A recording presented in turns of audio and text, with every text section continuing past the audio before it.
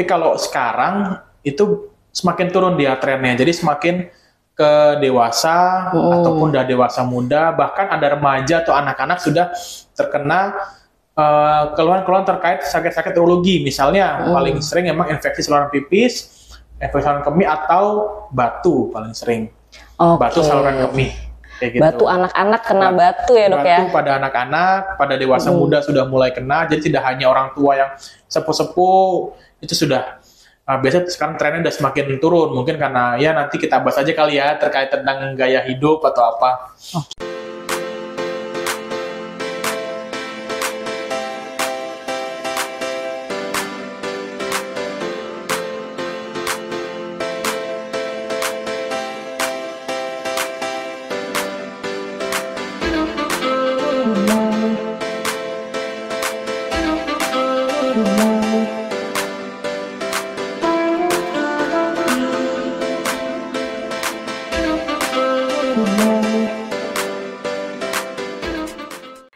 Oke, assalamualaikum warahmatullahi wabarakatuh. Selamat pagi Kaca Kardina. Kembali lagi di podcast Gawe Seneng RSUD Kardina. Di hari yang baik ini kita akan berbincang seputar tentang saluran kemih ya. Hari ini kita sudah kedatangan narasumber yang sangat sangat ditunggu-tunggu, mungkin belum pernah ya dok ya kita membahas tentang saluran kemih di podcast ini. Selamat datang Dr. Fairuz, spesialis urologi. Terima kasih, selamat datang juga buat saya. Ya mungkin bisa memperkenalkan diri dulu dokter, silakan. Perkenalkan buat semuanya, nama saya Dr. Muhammad Fairuz Zahran. Saya biasa dipanggil Fairuz ya, Dr. Fairuz. Saya di sini dokter spesialis urologi di Rumah Sakit Umum Daerah Kardina Kota Tegal. Ya gitu. Jadi kita akan membahas tentang kesehatan ginjal dan saluran kemih pada hari ini dengan hostnya ini Dokter Prima. Saya Dokter Prima dok. Iya, Dokter Prima. Oke dokter. Mungkin kasus saluran kemih ini sudah mulai banyak ya dok ya, kasus-kasus dari yang paling ringan seperti infeksi saluran kemih ya dok ya, batu saluran kemih, batu ginjal juga cukup banyak, sampai yang paling parah tuh yang kita tahu seperti kanker, seperti itu ya dok ya. Mungkin diperkenalkan sedikit dok, kasus-kasus yang paling sering atau apa saja yang sering dokter tangani sejauh ini dok. Jadi sebelumnya mungkin kita introduce dulu terkait apa sih itu urologi lah begitu ya. Jadi urologi itu suatu cabang ilmu pengetahuan di mana yang khusus untuk membahas terkait saluran kemih pria dan wanita, dan juga untuk saluran untuk genitalia untuk pada pria. Ditambah juga untuk kelenjar adrenal pria maupun wanita. Jadi memang spesialis urologi itu khusus menangani tentang perkemihan dan juga masalah genital pada pria. Kalau perkemihan bisa laki-laki maupun perempuan.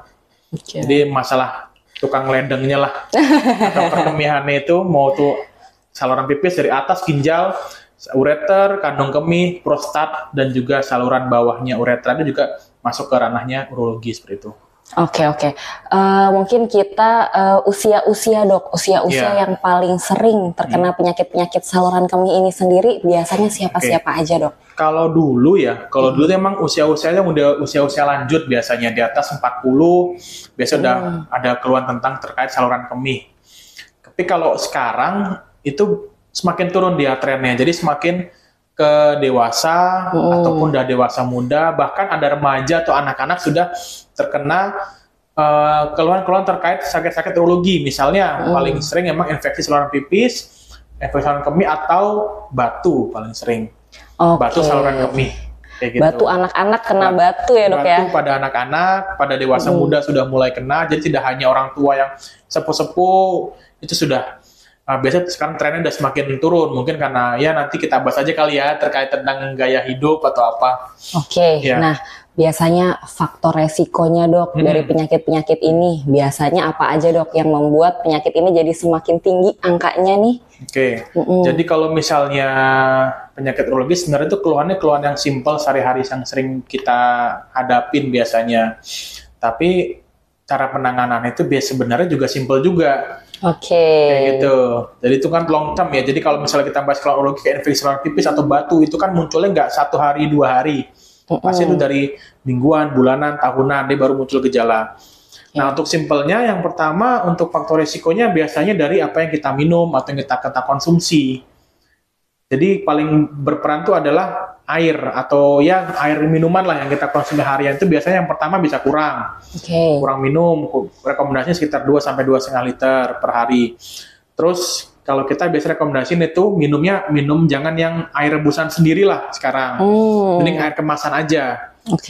Kenapa? Karena kalau pada air yang rebusan itu kita nggak tahu kan kondisi dari tanahnya gimana atau daerah itu lebih ke banyak dataran batuan atau kapurnya. Jadi biasanya kalau kita rebus tuh dia ada endapan di atasnya itu biasanya di di pancinya itu kan ada putih-putih kayak gitu. Nah itu juga hati-hati. Nah itu biasanya sering. Biasanya kalau anak-anak terkena itu biasanya memang dari dulu mungkin dari dalam kandungannya atau memang dari kecil itu udah konsumsinya air seperti itu bukan air kemasan. Itu yang lifestyle-nya untuk minuman, kemudian makanan, banyak makan makanan yang manis, makan makanan daging-daging olahan, itu juga meningkatkan resiko adanya infeksi maupun batu, maupun karena keganasan ya, itu juga ada pengaruhnya. Kemudian lifestyle lain yang waktu sekarang makan minuman itu gaya hidup atau sebutan kita nggak boleh kaum rebahan lah kayak gitu. Jadi kalau sedentary life itu yang kurang gerak, aktivitas itu ya itu akan menaikkan faktor risiko karena namanya urin kan dia harusnya mengalir dari atas ginjal ke bawah keluar. Tapi kalau dia sedentary life dia bakal lebih banyak tertampung di kandung kemihnya. Jadi di sana ada stasis urin, ginjalnya juga jadi nggak lancar, akhirnya bisa menyebabkan keluhan biasanya infeksi saluran pipis dulu yang berulang, dan juga kemudian terjadi batu. Kalau udah kronis lama bisa timbul keganasan di daerah tersebut. Ini kan hal simpel sebenarnya kita harus banyak minum, kurangi makan tersebut, manis-manis dan gerak yang cukup. Apalagi Gen Z ya dok ya. Sekarang Gen Z nih banyak rebahan nih kayaknya nih. Mungkin perlu dipertimbangkan lagi harus lebih banyak gerak. Apalagi air minuman ya dok ya. Sekarang minuman kemasan sangat banyak variasi, banyak pilihan yang tinggi gula ya dok. Itu sangat pengaruh ya dok ya. Gen Z minimal minum air putih 2,5 liter betul dok? Iya 2 sampai 2,5 liter per hari. Rekomendasinya seperti itu. Rekomendasinya. Oke dokter, semisal nih kita sudah terlambat, sudah ada keluhan nih, keluhan nyeri atau ternyata sudah terdiagnosa batu, biasanya kita harus kemana dok? Kalau misalnya kita paling sering kan keluhan tuh yang pertama nyeri. Nyeri itu tergantung lokasinya, bisa nyeri di bawah perut, bagian bawah, kalau di kandung kemih atau biasanya kita sebut anyang-anyangan gitu ya. Jadi kayak nggak nyaman, pengen pipis terus menerus, frekuensi meningkat. Kemudian dia dikit-dikit pipis tapi yang keluar cuma sedikit, tapi ternyata nggak pingin pipis, udah ke kamar mandi rasanya doang, ternyata nggak pingin pipis. Kemudian nyeri pinggang, tergantung kalau infeksi yang di sekitar kita pun ada batu. Nyeri pinggang itu berbeda dengan nyeri pinggang yang otot atau saraf, jadi namanya nyeri pinggang kolik ya. Jadi dia hilang timbul biasanya dan dia tidak ada posisi yang nyaman. Misalnya kayak kolik abdomen, misalnya APP, misalnya usus buntu tuh biasa agak mendekatkan dengan tubuh, dia lebih nyaman, agak menekuk tubuh. Tapi kalau kolik renal, nah itu biasanya dia mau posisi gimana pun dia tetap sakit. Nah dan juga biasa nyeri menjalar ke perut bagian depan. Kalau saraf biasanya ke punggung sampai ke kaki. Kalau kolik renal batu itu biasanya dia secara dermatomnya itu memang dari arah ginjal, dari lateral dari samping sini ke depan. Atau dari samping sini ke genital, tergantung lokasi batunya. Dok. Itu yang membedakan si antara nyeri perut, nyeri kayak kolik renal ataupun nyeri saraf ya, atau otot. Ciri khasnya tidak membaik dengan istirahat gitu ya dok ya? Dia dengan posisi gimana pun dia bisa masih sakit. Siap dok. Misalnya nanti kita sudah terdiagnosa ada gejala seperti itu ya dok ya, ada batunya positif dok, biasanya akan dilakukan apa sih dok? Apakah perlu operasi seperti itu dok? Jadi sebenarnya kalau semua keluhan urologi itu kita memang tidak harus atau tidak melulu langsung operasi. Ya kita biasanya screening dulu nih. Yang pertama paling simpel kita screening USG. Kalau di sini di Kardina kita di Poli kan sudah ada USG, jadi kita bisa screening langsung apakah melihat kondisi ginjal sama kandung kemihnya gimana, ada pembengkakan ginjal atau tidak. Kemudian kita misalnya curiga infeksi bisa kita cek urin, cek urinalisis. Itu yang paling simpel. Jadi memang sebenarnya kalau urologi juga screeningnya gampang kok, USG urin. Kalau memang ternyata ada pembesaran ginjal, biasanya di sini kan ada vascular CT scan. Ya, kita sudah set di sini dengan radiologi, ada namanya CT urografi non kontras, itu biasa khusus untuk urologi. Jadi bisa melihat misalnya ada pembesaran ginjal, ada batunya di mana sih letaknya, kemudian ukurannya, kemudian dia kekerasannya seberapa keras batunya. Baru nanti kita pertimbangkan, oh ini perlu hanya diobatin, bisa turun atau tidak, bisa berkurang atau tidak, maupun wah ini nggak bisa kira-kira turun, kita pertimbangkan untuk operasi. Jadi jangan takut kalau mau ke urologi nanti tiba-tiba disuruh operasi, itu enggak. Jadi kita pertimbangkan, kita screeningnya lengkap ya. Jadi kita bisa lihat bersama-sama. Kita selalu bilang ke pasien, nanti ibu kalau udah ada CT scan, bapak ada CT scan, kita lihat lagi ke sini, kita lihat bareng-bareng. Saya selalu bilang saya lihat bareng-bareng, jadi biar tahu di mana posisinya dan tindakannya apa. Gitu. Jadi tindakan itu tidak mesti atau tidak harus operasi ya dok ya? Iya betul. Jadi kita biasa juga bisa dengan obat bisa. Batu bisa dengan obat bisa. Tapi kan tergantung. Nah tergantung banyak hal-halnya itu. Nah itu kita nanti diskusikan bareng biasanya. Pertimbangannya. Ya, jadi mungkin kalau sudah ada mulai keluhan seperti itu, tidak perlu takut ya dok, untuk diperiksa apakah benar ada batunya atau tidak melalui proses USG tadi dan CT scan tadi ya dok ya, untuk penegakan diagnosa. Dokter, kalau untuk gambaran tindakan nih, mungkin biar Kanca karena lebih ada bayangan seperti apa sih dok tindakannya itu? Jadi kalau misalnya ini tindakan apa nih? Tindakan operatif berarti? Operatif, oke. Tindakan operatif kalau di Cardinah itu memang sudah ada beberapa macam ya. Yang pertama operasi terbuka, kayak yang operasi dulu lah, yang kayak di black kayak gitu ya, di bedah kayak gitu dibuka. Itu juga kita bisa mengerjakan di sini. Kemudian yang paling sering kita kerjakan itu minimal invasif. Jadi minimal invasif itu kita tindakan bahkan tidak kita bedah seperti itu. Jadi kita memakai alat namanya endourologi set, upper lower, kita di sini ada. Itu nanti bisa mencapai batu atau daerah infeksi ataupun penyempitan di daerah saluran ginjal maupun ginjalnya. Itu melalui lubang saluran kemihnya, itu melalui lubang uretranya aja, lubang penisnya atau lubang kewanitaannya, saluran pipisnya itu, alat masuk dari situ sampai mencapai ke ginjalnya. Itu bisa kayak gitu. Jadi minimal invasif namanya. Nah itu ada namanya URS ya, namanya URS atau ureterinoskopi. Itu khusus untuk menangani penyempitan atau batu pada saluran ginjal atau ureter. Nah gimana kalau misalnya batunya di ginjal gitu kan, besar? Ya pilihannya memang bisa juga dioperasi bedah terbuka gitu, tapi kan lukanya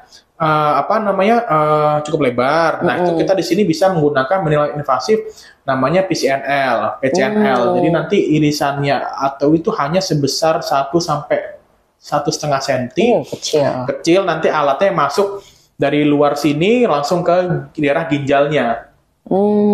Nanti langsung kita tembak ginjalnya. Di sini kita menggunakan pneumatik. Kita bisa tembak, udah jadi pecah-pecahan, kemudian kita tarik batunya secara manual, kita keluarkan sampai nanti tuh habis. Itu kalau yang batu ginjal, batu ureter. Terus batu kandung kemih juga kita bisa juga tanpa dibedah. Itu memang kalau ukurannya sekitar 2 cm ke bawah. Kalau sekitar udah 3 cm, 4 cm memang kita rekomendasinya tetap operasi terbuka. Jadi gitu, karena besar. Alatnya tuh hanya sampai 2,5 cm. Kalau misalnya terlalu besar juga nanti lebih beresiko kalau misalnya terkena organ yang lain, jadi bagusnya memang kita masih terbuka. Tapi kalau kecil-kecil itu kita bisa untuk batu kandung kemih itu kita operasi, kita laser lah kayak gitulah, ibaratnya kegampang itu laser aja. Kalau nggak kita pecah terus kita keluarkan. Kalau untuk yang lain misalnya apa ya paling sering ya pada pasien-pasien tua, prostat. Dok. Ya, pasien prostat kita di sini juga cukup banyak pasiennya, hampir setiap hari ada. Nah itu memang kita dengan minimal invasif juga endourologi, jadi alat masuk hingga ke prostatnya, kemudian kita kerok aja prostatnya, kita laser gitu, kita bakar, terus kita kita keluarkan.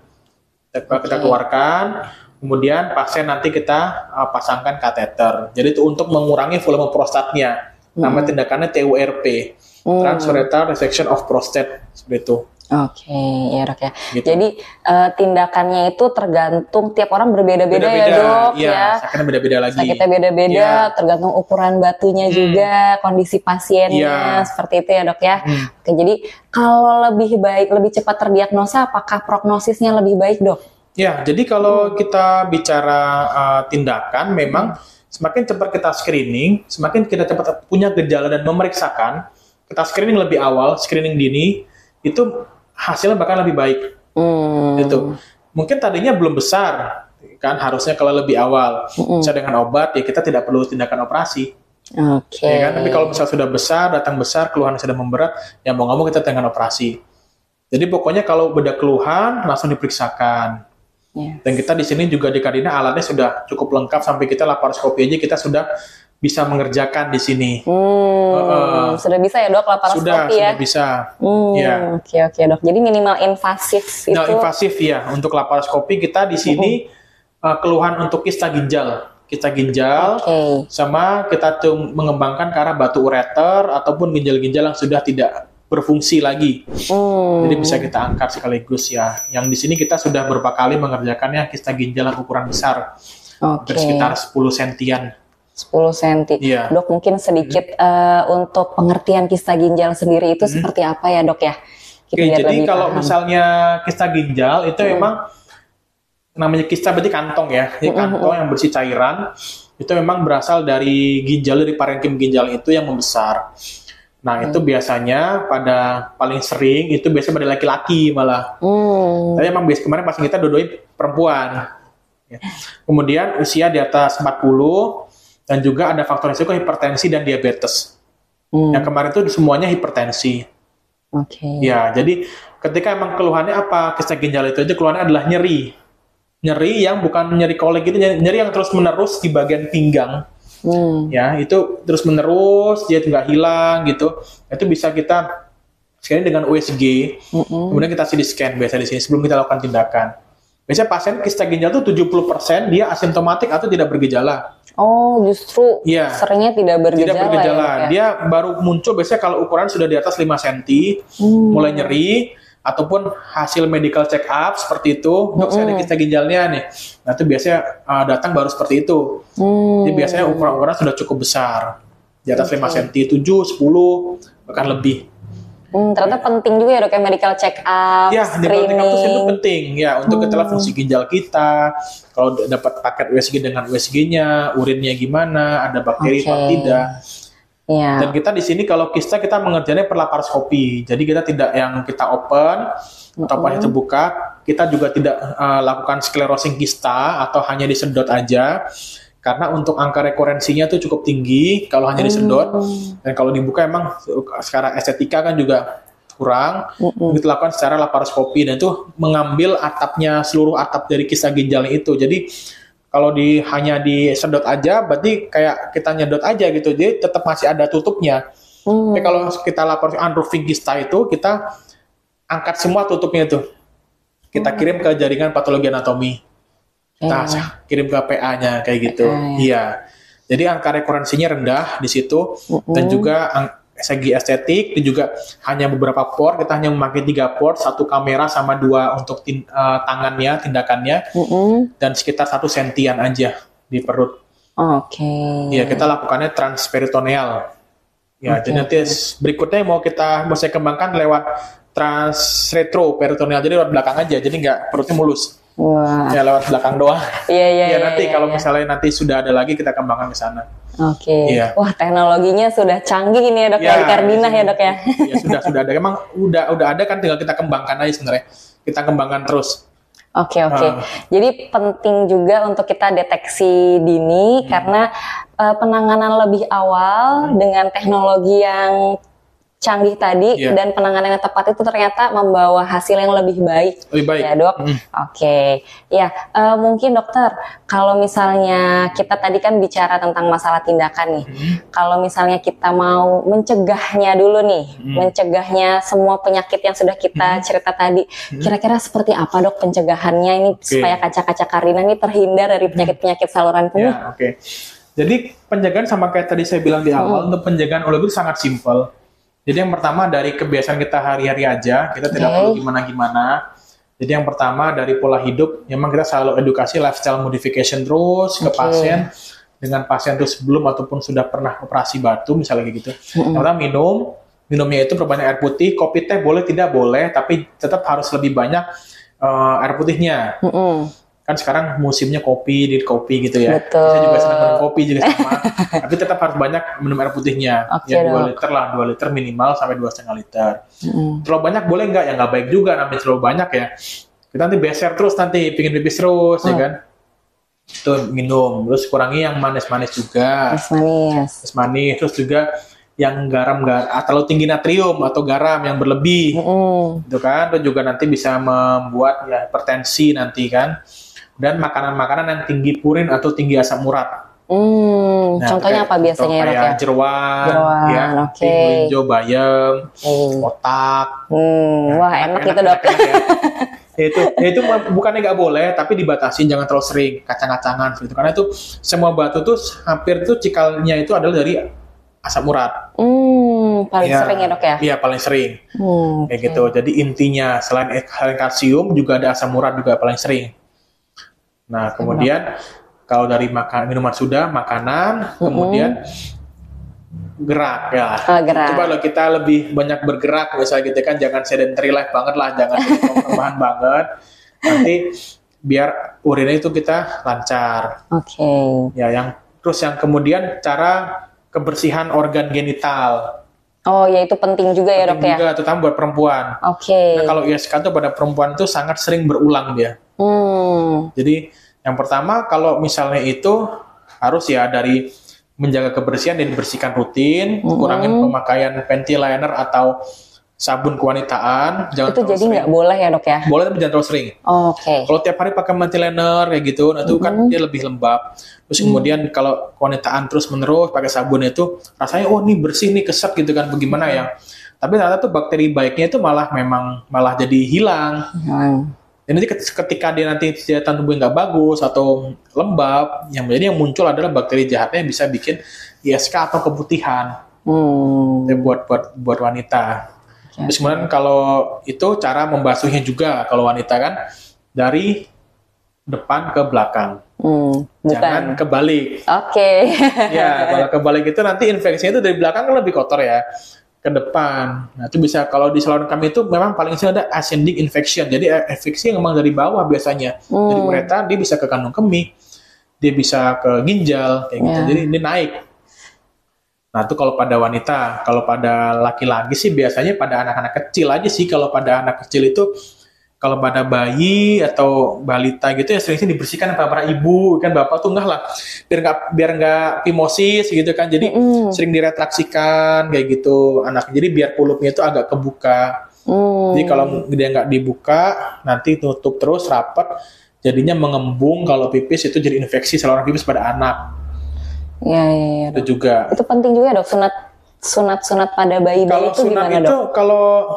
Kalau sunat memang biasanya kita nggak rekomendasikan untuk terlalu kecil, gitu. Seenggaknya itu dirawat dulu aja biar nggak fimosis. Kalau anak sudah siap dari segi psikologis, terus kemudian bisa kita sunat. Udah agak keluar lah penisnya itu, jadi biar pas nanti ukurannya. Karena kalau terlalu kecil pun dia masih belum keluar, itu nanti kita pengukurannya terkadang bisa kurang pas. Nanti pas udah gede, kelihatannya kayak kulitnya itu masih ada sisa. Oke. Ya, hal-hal simpel lah pokoknya ya. Sehari-hari kita yang kira-kira kurang bersih itu dibersihkan, insya Allah nanti kan bisa minimal infeksi saluran pipis ya tidak terjadi. Ya, ternyata banyak juga ya, Dok, sumber-sumber penyakit dari saluran kemih ini. Ya, Dok, yang mungkin terdengarnya sepele, hanya butuh minum air putih dan lain-lain, tapi ternyata dampaknya begitu besar. Ya. Betul. Oke, jadi pentingnya kita menjaga kesehatan dimulai dari diri sendiri, ya, Dok ya. Semua yang berlebihan itu tidak baik. Tadi contohnya berlebihan gula, berlebihan garam. Yang tinggi asam urat mungkin harus cek screening juga ya, Dok ya, karena ternyata angka batu tertinggi dari asam urat, betul ya, Dok? Asam urat banyak, batu kalsium. Sama batu kalsium, oke.